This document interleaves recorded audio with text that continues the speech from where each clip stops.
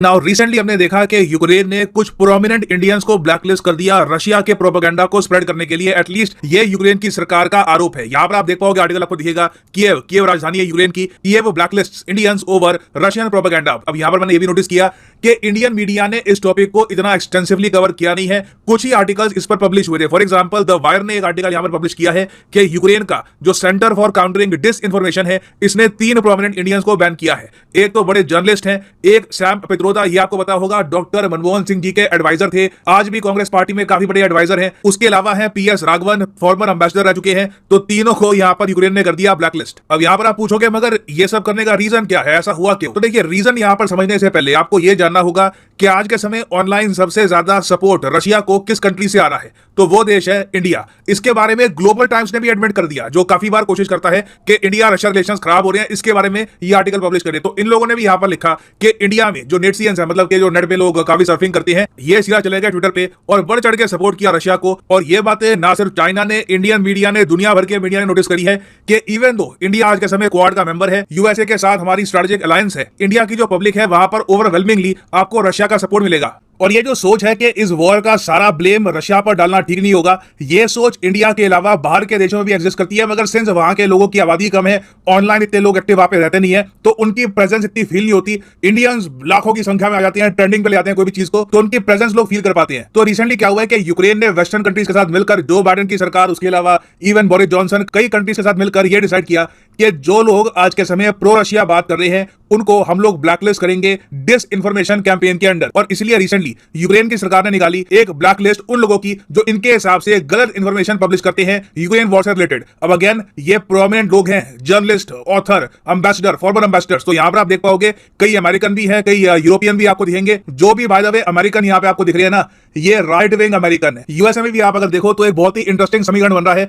कि जो right wing US के लोग हैं वो यूक्रेन वॉर में यूएसए की इन्वॉल्वमेंट नहीं चाहते। वो लोग चाहते हैं कि अमेरिका की इकोनॉमी वीक है, अमेरिका खुद पर फोकस करे। ये $50 बिलियन यूक्रेन को देना ये सही निर्णय होगा नहीं। तो रिपब्लिकन पार्टी के बहुत सारे जो राइट विंग अमेरिकन हैं उनको इस लिस्ट में डाल दिया। और यहां पर यही मेंशन किया है कि इन लोगों ने क्या मिस इन्फॉर्मेशन फैलाई और सच्चाई क्या है यूक्रेन के हिसाब से। अब इस लिस्ट में आप देखोगे एक पाकिस्तानी नाम भी आपको दिखेगा, शकील अहमद रमे। मुझे पता नहीं आदमी वैसे कौन है, मगर फिर आप नीचे स्क्रॉल करोगे तो 2 आपको दिखेंगे इंडियन। इनमें से एक है भारत के फॉर्मर एम्बेसडर पीएस राघवन साहब, उसके अलावा जर्नलिस्ट साइद नकवी। अच्छा, यहां पे आप कहोगे पित्रोदा साहब का, आप ये देखो वो अमेरिकन इंडियन है, तो उनका नाम अलग से मेंशन किया गया है, लिस्ट के नीचे आपको उनका नाम मिल जाएगा। तो राघवन साहब को भी यहां पे ब्लैकलिस्ट कर दिया और ये कहा कि इनकी जो स्टेटमेंट है ये मिस इन्फॉर्मेशन वाली है। राघवन साहब ने ये कहा था कि Ukraine against Russia is like NATO against Russia. और बाकियों की भी आप अगर कमेंट देखोगे तो यही लिखा है वहां पर कि जो भी यूक्रेन रशिया की वॉर हो रही है ये सिर्फ 2 कंट्री की वॉर नहीं है। इसकी शुरुआत एक्चुअली 1998 में ही हो गई थी, जब यूएसए ने एक लॉ पास किया जिसके अंडर नेटो का एक्सपेंशन स्टार्ट हो गया था ईस्टवर्ड, के जो बाल्टिक देश है, लटविया,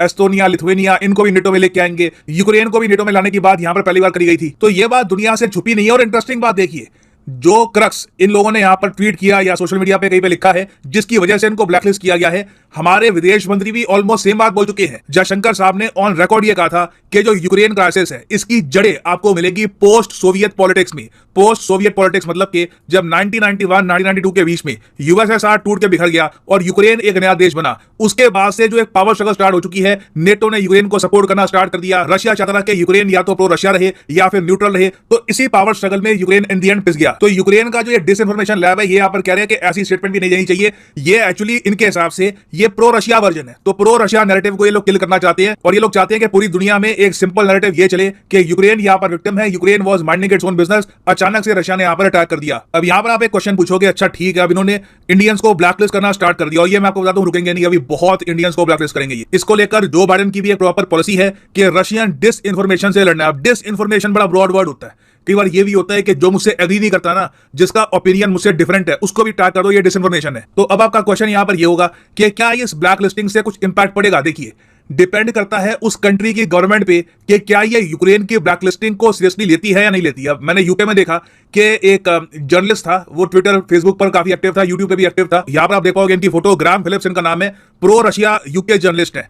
अब इनको रिसेंटली यूके की सरकार ने सैंक्शन में डाल दिया। जी हां, इन पर आज के समय सैंक्शन लगा दिए गए हैं अपनी ही सरकार द्वारा, क्योंकि इन्होंने कहीं पर प्रो रशिया बात कर दी थी ना। यूएस में ऐसा भी कुछ हुआ नहीं है, मगर कोई बड़ी बात नहीं है कि फ्यूचर में यूएस गवर्नमेंट अपने सेनेटर, बाकी जो इनके प्रोमिनेंट लोग हैं, उनको बोलना ये स्टार्ट कर दे कि देश की जो लाइन है उसको आप टो करिए, रशिया के समर्थन में कोई कमेंट मत करिए। मगर इंडिया में लगता नहीं है कि ऐसा प्रेशर अभी आएगा।